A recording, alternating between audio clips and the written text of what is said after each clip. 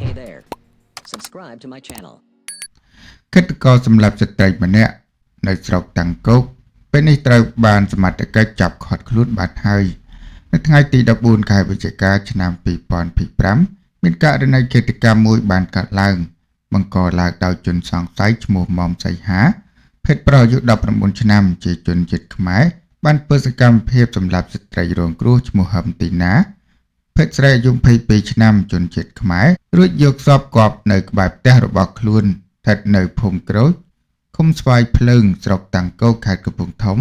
ក្រោយពីមានហេតុការណ៍បានកើតឡើងដែលអនុវត្តតាមបទបញ្ជារបស់លោកឧត្តមសេនីយ៍តូហ៊ុនកំជាតិប្រធាននាយកដ្ឋាននគរបាលយុត្តិធម៌និងលោកឧត្តមសេនីយ៍ឯកញេងជួរប្រធាននាយកដ្ឋាននគរបាលព្រហ្មទណ្ឌកម្លាំងនាយកដ្ឋាននគរបាលព្រហ្មទណ្ឌដឹកនាំដោយលោកឧត្តមសេនីយ៍ត្រីហ៊ុនមនីរតវរៈសេនីយ៍ឯកហែមបូណានិងវរៈសេនីយ៍ឯកឆាន់កំលីអនុប្រធាននាយកដ្ឋាន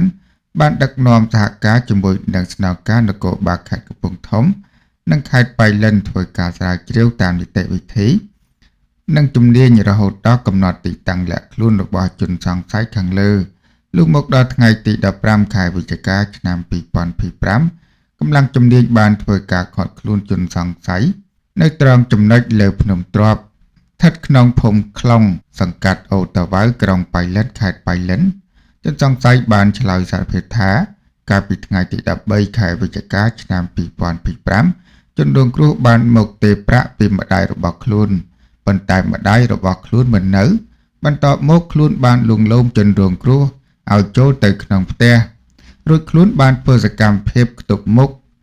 និងបានវាយសម្លាប់ហើយក៏បានចាប់រំលោភជនរងគ្រោះក្រោយមកក៏បានយកសពទៅកប់តែម្ដងបច្ចុប្បន្នជនសង្ស័យកំពុងបំពេញសំណុំរឿងតាមនីតិវិធីប្រគល់ស្នងការនគរបាលខេត្តកំពង់ធំចាត់ការតាមនីតិវិធីបន្តបាទប្រិមិត្តឃើញថាជាត្រែកស្បែកហៅទីបំផុតឃាតករដែលឆៅដែលវាយសម្លាប់នារីអនិទានម្នាក់រួចហើយ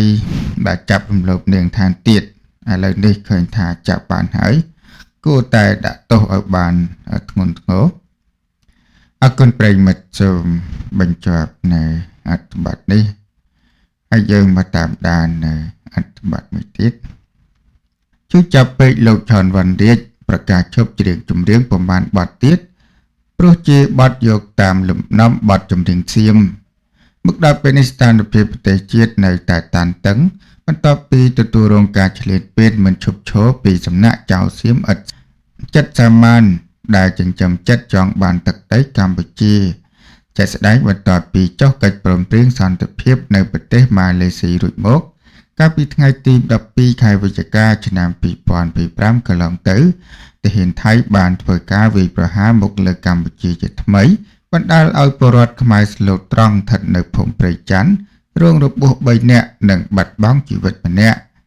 ដែលនេះគឺជាការឈឺចាប់ថ្មីមួយទៀតលើរបួសចាស់របស់កម្ពុជាគណៈពេលនេះដែរដោយក្តីឈឺចាប់និងទង្វើឈ្លានពានគេសង្កេតឃើញនៅលើបណ្ដាញសង្គម Facebook មានមហាជនកម្ពុជាបន្តឆន្ទៈរួបរวมគ្នាជាកម្លាំងស្មារតីស្នេហាជាតិតាមរយៈសកម្មភាពផ្សេងៗជាពិសេសការបហិការមិនប្រើប្រាស់ផលិតផលថៃដែលនាំចូលមកពីប្រទេសថៃក៏ដូចជាឈប់គាំទ្រនៅស្លាកយីហោផ្សេងៗដែលមានឈ្មោះពាក់ព័ន្ធនឹងប្រទេសថៃបន្តទៀតលើពីនេះក្រៅពីបហិការជប់ប្រើប្រាស់ផលិតផលផ្សេងៗទៀតនោះ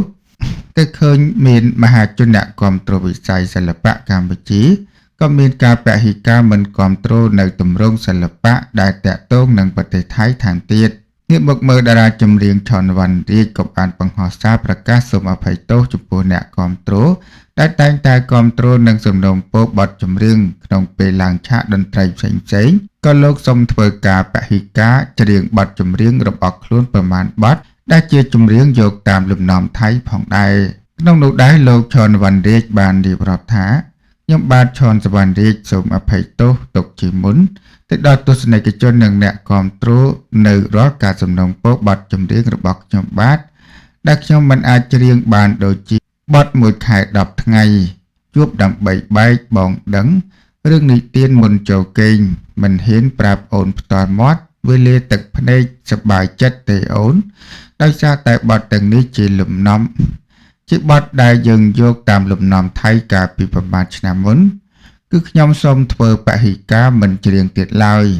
សូមអរគុណទុកជាមុនសម្រាប់ការយោគយល់បាទប្រិមិត្តឃើញថាលោកឆាន់វ៉ាន់រាជបានបន្តបាទមិនច្រៀងចម្រៀងប្រមាណបទបន្ថែមទៀតតែសិតតែជាបទលំនាំបទថៃណាអរគុណប្រិមិត្តសូម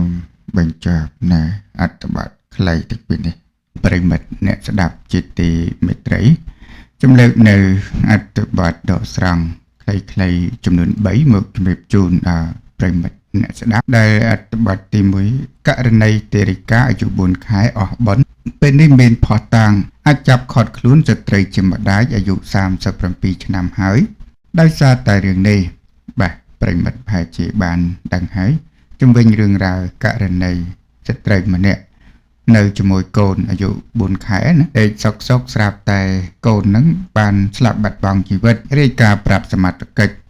បានចុះមកត្រួតពិនិត្យរហូតឈានដល់ការចាប់ឃាត់ខ្លួនស្ត្រីជាម្ដាយ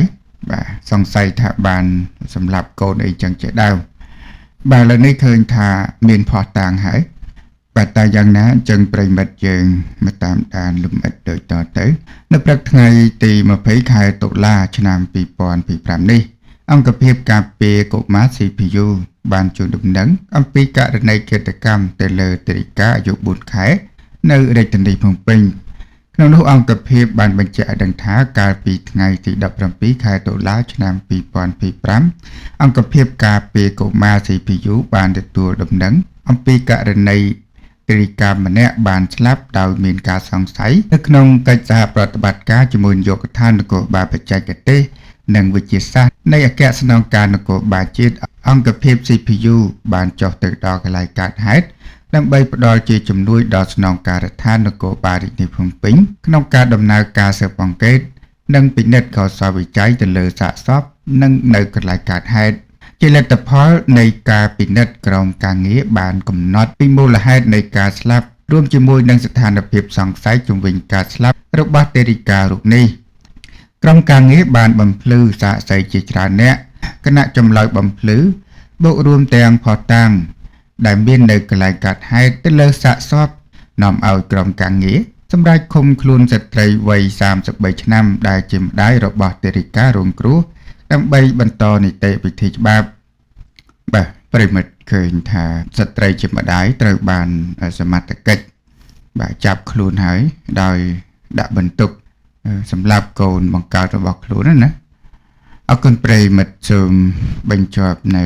អត្ថបទនេះហើយយើងមកតាមដាននៅអត្ថបទមួយទៀតខុតទូកមួយគ្រឿងដឹកទំនិញចម្រុះមកពីប្រទេសថៃចូលមកកម្ពុជាខេត្តកោះកុងទូកមួយគ្រឿងដឹកទំនិញចម្រុះ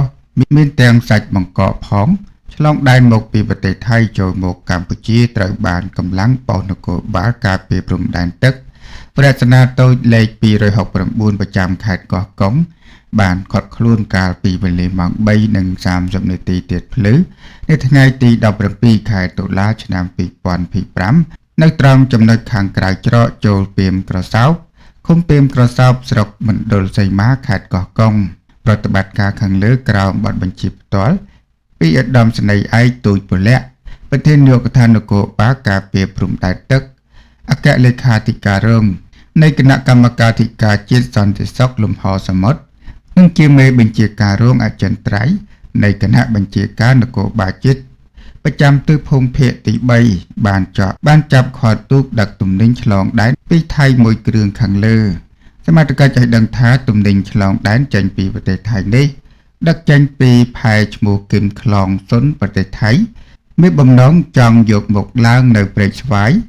ដើម្បីដឹកបន្តតាមតាក់ស៊ីទៅកាន់ច្រកអន្តរជាតិព្រែកចាក់ក្នុងខេត្តកំពតហើយម្ចាស់ទំនិញជាខ្មែររស់នៅភូមិស្ទឹងវែងសង្កាត់ស្ទឹងវែងក្រុងខេមរៈភូមិន្ទសមត្ថកិច្ចបានពិនិត្យឃើញមានក្តាមសក់ចំនួន19កេសតូចក្តាមបង្កកចំនួន5កេសជើងមាត់បង្កកចំនួន12កេសដបទឹកចំនួន4កេសថ្នាំលាបកំប៉ុងដែកចំនួន7កេសថ្នាំលាបប្រភេទ TK ចំនួន3កេសថ្នាំលាបប្រឆាំងចេះចំនួន5កេសថ្នាំសារធាតុប្រតិកម្ម